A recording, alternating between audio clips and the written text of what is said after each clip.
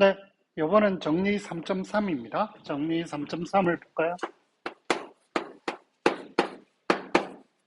3.3은 똑같습니다. 단위 속력 곡선이고, 카파는 양수라고 가정하는 상태에서 알파가 반경이 R인 원 또는 원의 일부일 필요 충분 조건이 원의 일부일 필요 충분 조건이 원이면 당연히 평면 위에 있잖아요. 그죠? 그래서 비틀륨률이 0인 건 당연히 만족해야 되고 공률이 R분의 1이다. 요게 정리 3.3의 내용입니다. 사실 얘가 두 부분으로 되어 있잖아요. 그냥 한 부분은 우리가 엄연 중에 하고 있었어요. 활동 문제로 했다고 기억을 하는데 아마 안 했을 수도 있는데 그 부분을 한번 볼까요? 예를 들면 얘가 이 부분을 한다고 생각해 봐요. 그럼 알파S는 단위 속력 곡선이고 원인 건 이렇게 E1 더하기 R 사인 R분의 S의 E2 이런 꼴로 표현이 되잖아요. 그죠? 일반적인 원의 방정식입니다. 그래서 이걸 가지고 우리가 활동 문제 했는지 안 했는지 기억이 안 나지만 다음 활동 문제로 넣어주면 되겠죠. 예를 들면 카파는 이렇게 하면 R분의 1이고 토저는 아이덴티칼리 제로란 걸 우리가 중간고사 끝나고 나서 활동 문제로 하겠습니다. 요거 활동 문제입니다. 이건 뭐 계산이기 때문에 하시면 돼요. 계산이 조금 복잡하긴 하지만 그렇게 못할 정도로 어렵지는 않습니다. 그래서 이쪽이면 이쪽이 된다는 건 우리가 했고 혹은 할 예정이다로 남겨놓겠습니다. 그럼 거꾸로 해보겠습니다.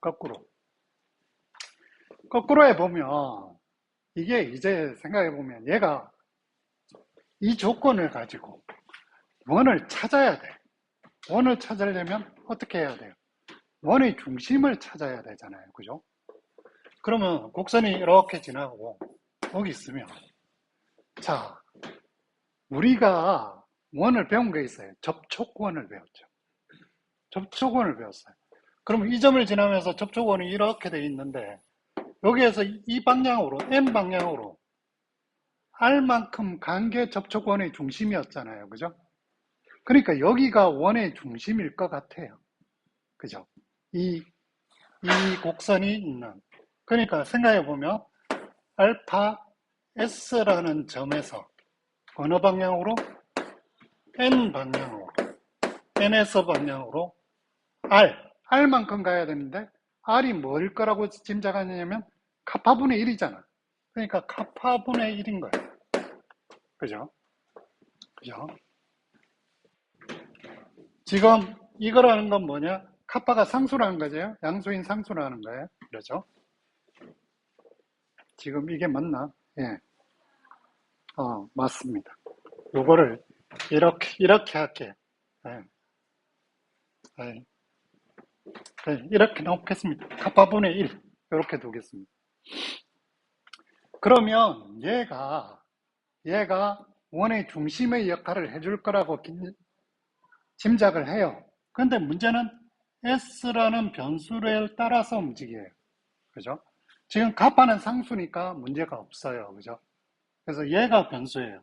그러면 얘가 상수 벡터, 고정점이라는 걸 보여야 되는 거. 그래서 얘를 GS라고 두겠습니다. 그럼 얘가 상수 벡터인 거 보이는 방법은 미분하는 방법밖에 없죠. 그럼 미분 G'S는 알파 프라임이 되고 S를 생략하겠습니다. M 프라임이 되줍니다. 그죠? 그러면 여기는 T가 되고 카파분의 1이 되주고 M 프라임은 우리가 프레네 공식을 써야죠. 마이너스 카파의 T 더하기 토전의 P가. 그러면 토전이 뭐가 됐어요? 얘가 0이었죠? 사라집니다. 카파분의 1과 카파가 있으니까 마이너스 t가 돼주죠. 그래서 얘는 제로 벡터가 돼줍니다. 그래서 얘가 상수 벡터가 돼줍니다. 자, 그럼 상수 벡터가 됐으니까 얘가 중심점 P라고 생각하고 P라고 두겠습니다. 알파 S 플러스 카파분의 1의 N S. 자, 그럼 이 식을 얻었어요. 이 식을 얻었으면 이제 뭐 하냐면 알파 S에 마이너스 P를 해볼게요. 그럼 옆에니까 마이너스 카파분의 1의 NS가 돼주죠. 그러면 여기다가 이제 절대값을 씌워보는 겁니다. 그러면 얘는 뭐예요? 카파분의 1. 그죠? 그럼 이게 뭐냐면 알파 S는 점 P와 거리가 카파분의 1이다. 이렇게 됩니다. 그죠? 그러면 이걸 가지고 원인걸 증명했네 라고 생각하면 안 됩니다. 왜? 얘 알파 S는 공간에 있어요. 그러니까 점 P가 여기 있으면 거리가 R인 점은 반경이 R인 구면이에요. 구면. 반경이 카파분의 1인 구면 위에 있는 거예요. 그렇죠? 그러면 이제 구면이 있다는 걸 보인 거지 얘가 어느 평면 위에 있다는 걸 보여야 되거든요. 그럼 그 평면을 찾아내줘야 돼요. 그 평면. 그 평면은 어떻게 되느냐 하면 우리가 앞에 평면 곡선을 했을 때 평면의 법선 벡터가 뭐라고 짐작했어요? B일 거라고 짐작했잖아요.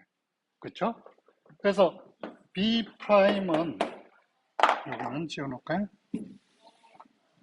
B'은 마이너스 포존의 n이라서 얘가 아이덴티컬리 제로인 것부터 B가 상수 벡터가 되는 걸 알아야 돼요.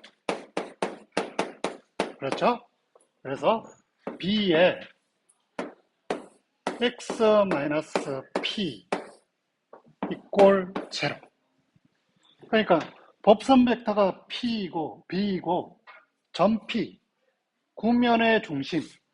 자, 점 P가 여기 있고 공간에서 구면이 이렇게 지금 여기가 카파분의 1입니다. 그죠? 이 구면 위에 알파가 있는 건 이제 알고 있어요. 그죠? 그러면 이 평면의 방정식은 뭐냐? 평면의 방정식은 점 P를 지나면서 법선 벡터가 B인 평면의 방정식이에요. 그죠?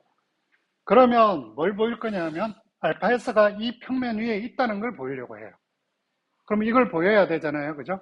그래서 B 내적 알파 S 마이너스 P를 계산해 보겠는 거예요.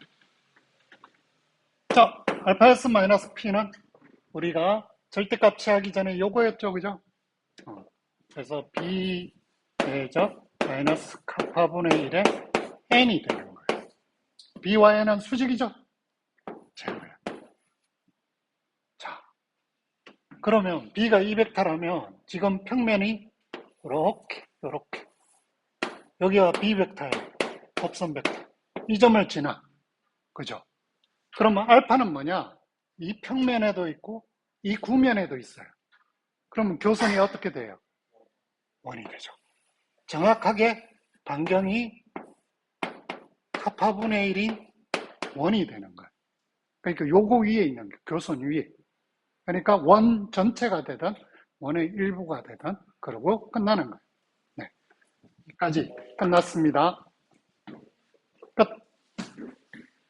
재밌나?